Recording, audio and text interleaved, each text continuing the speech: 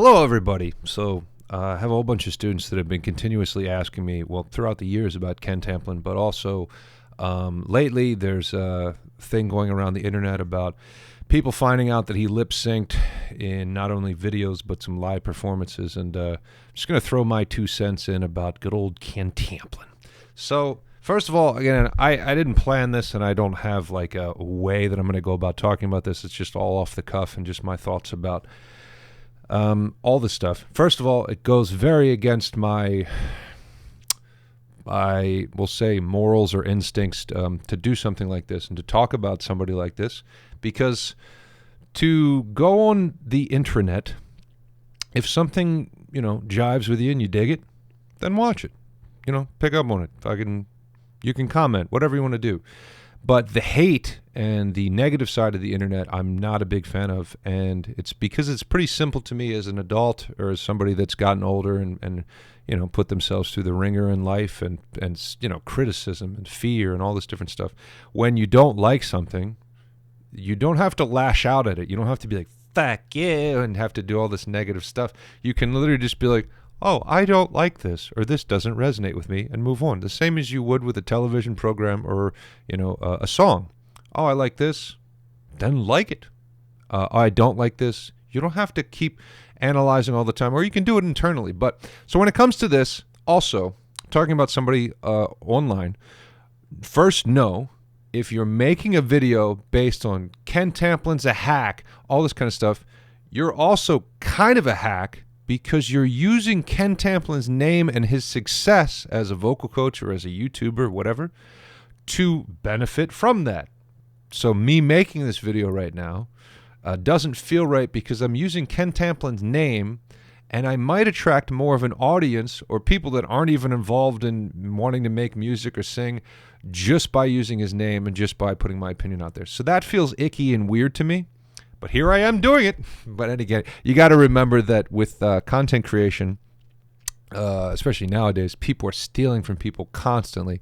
I'm constantly using great musicians, great vocalists and stuff, and then talking about them, and thereby benefiting from, using their name. So, but anyway, in terms of a negative thing, or talking about somebody in possibly a negative way, I'll shut up about it.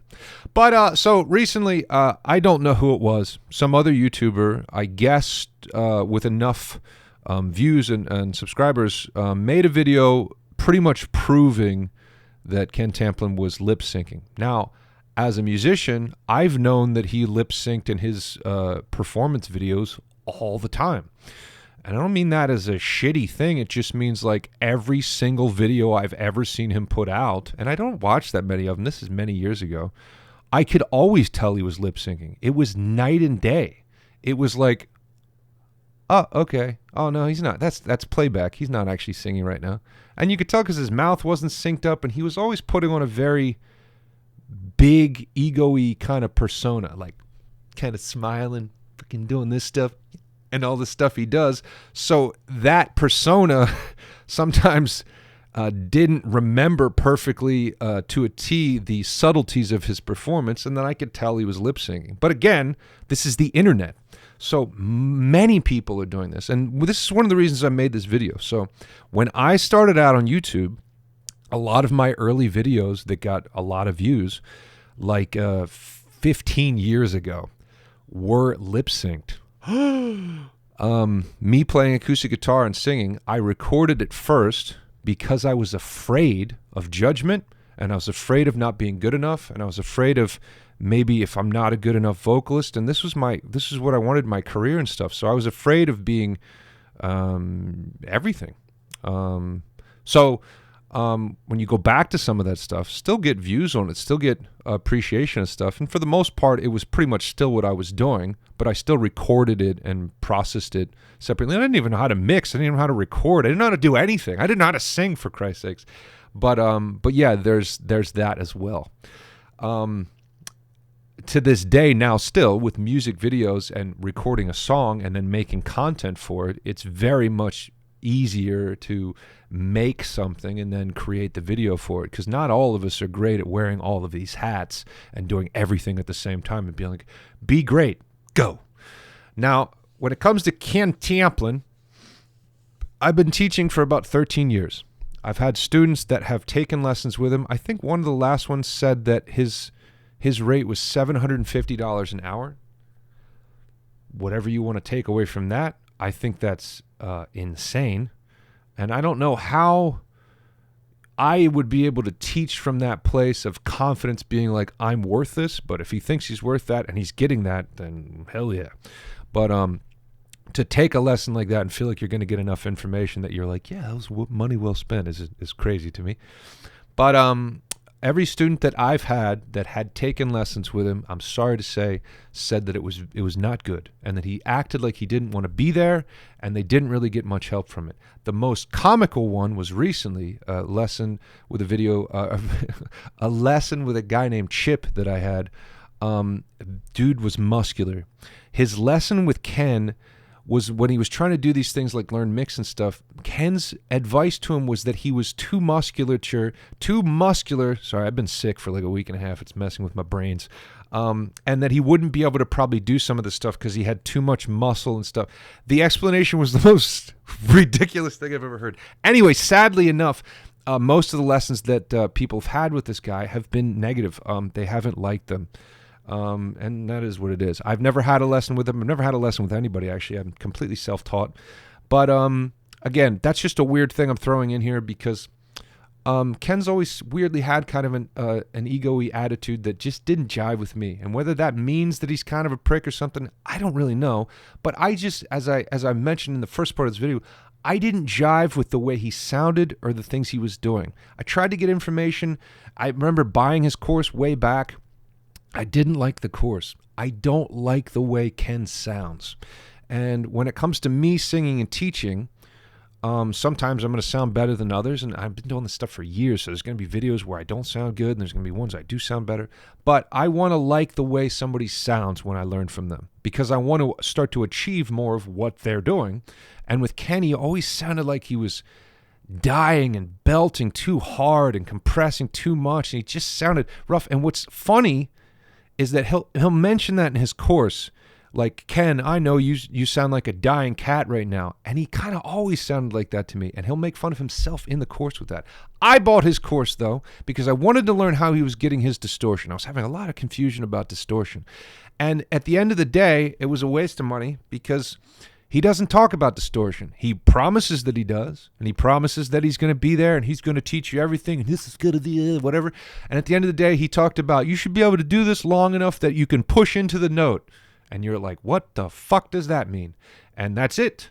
And then he talks about holding back air, holding back air. I've actually been afraid to teach people to hold back air and compress because of how much I heard him say that through lessons early when I was learning, and because it didn't work for me in terms of that way. So again, to each his own, and that was what I got from a lot of these things. But to go about lip syncing and talking about that, again, there is a very odd thing for musicians and artists nowadays and stuff, where you have to be able to do this, and this, and you have to make a video for it, and you have to make content. And a lot of us are good at musicians and good at live stuff and good at recording or good at mixing, but we're not good at doing all the things. When I saw him lip syncing in videos a long time ago, like I said, I did some of the same.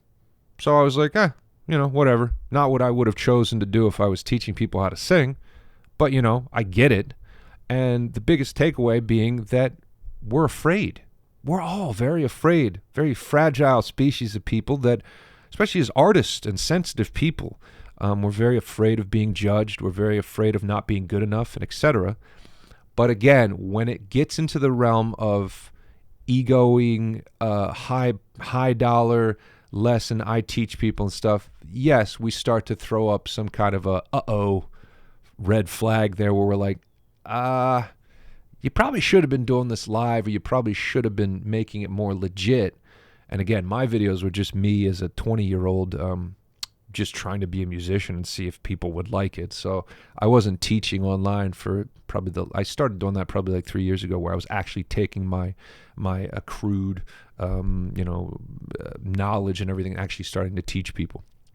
And again, now there's videos that I'll put up of my original music where it's just a video. It's just that.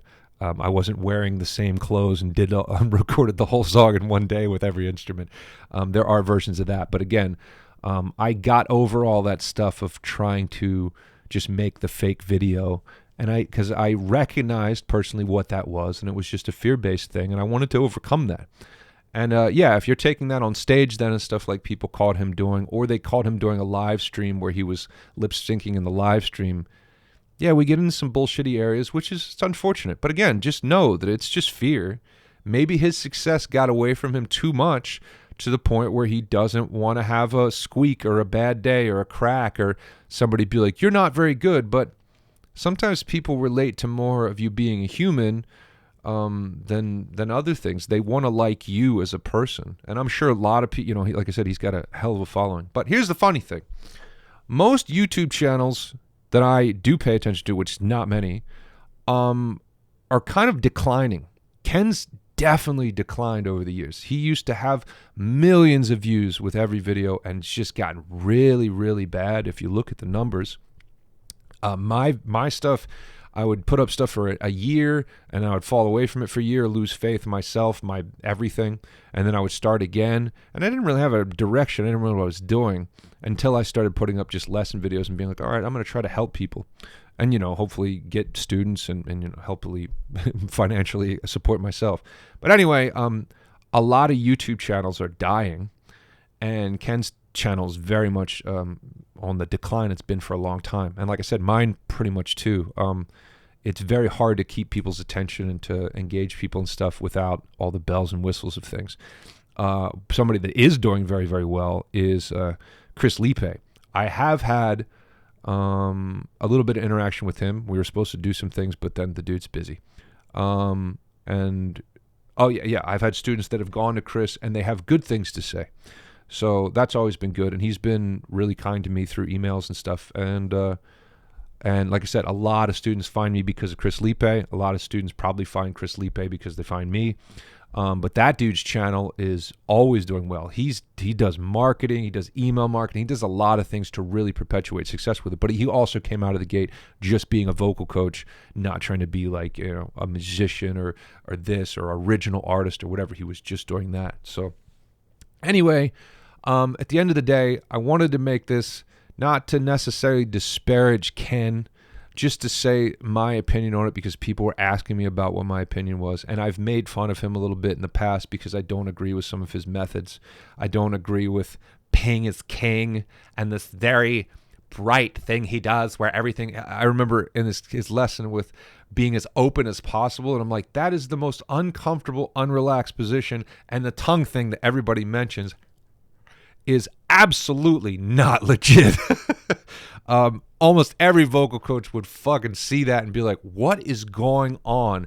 And his claim is that that's his tongue in the most relaxed position, but he's absolutely doing things that are not correct in terms of that. But again, if it's worked for him and he's had success with this stuff, that's great.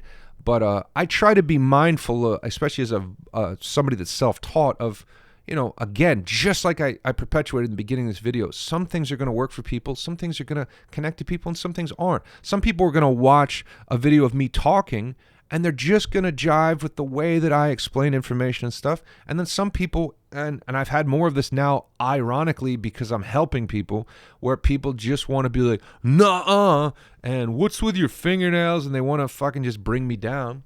And that's okay because, as always, that's more of a testament to who they are and the lack of what they're doing with their lives, that they need to feel that compulsion to bring somebody down. Again, so this video is not just to bring Ken down.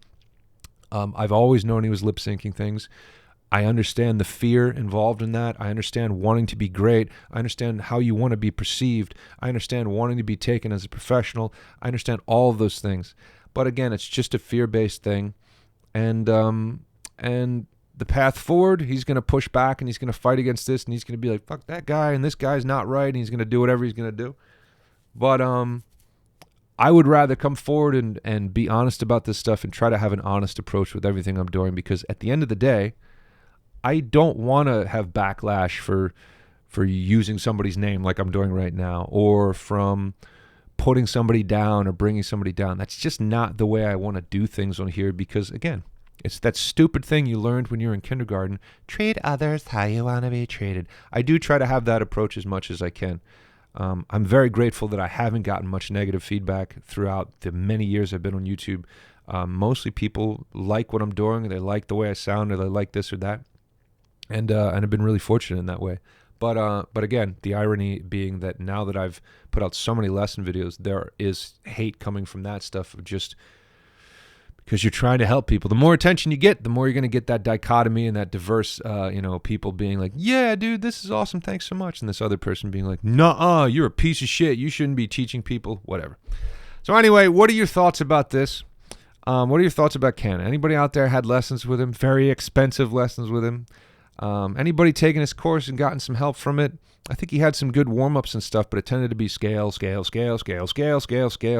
And some of the lesson stuff, like I said, I didn't get along with. And his holding back breath methods, there's definitely a lot of compression and holding back breath involved in singing, but he was talking about holding it from here, and it used to just wear my voice out, and it just didn't work for me. But hopefully it worked for somebody. Hopefully it worked for you. But how are you feeling about this? Again, seeing very negative videos or things, it's funny to me because, again, if you're online and maybe you don't have a big presence, you have a presence of something else, but you're just making a video jumping onto the bandwagon of like, fuck Ken Tamplin, he's a fucking hack and all this stuff. That's pretty intense, bro. What are you doing to contribute to, the community or to contribute to music or whatever? You're just jumping online and being like, I'm going to fucking... That's weird, man. But like I said, here I am. People were asking me about it. I don't know. It's all odd. I do wish the guy luck and success, unless he's a real prick, then then he can just go be a prick somewhere else. Again, let me know how you're feeling about this. Let me know if you've seen these videos, let me know what you think. Let me know what you think about the lip syncing thing. He was caught doing this stuff live. That sucks. Sucks to do that live, but I don't know, man. Maybe he was having a bad day. I don't know. I'm having a bad day. You having a bad day? Okay. I'll see you guys soon.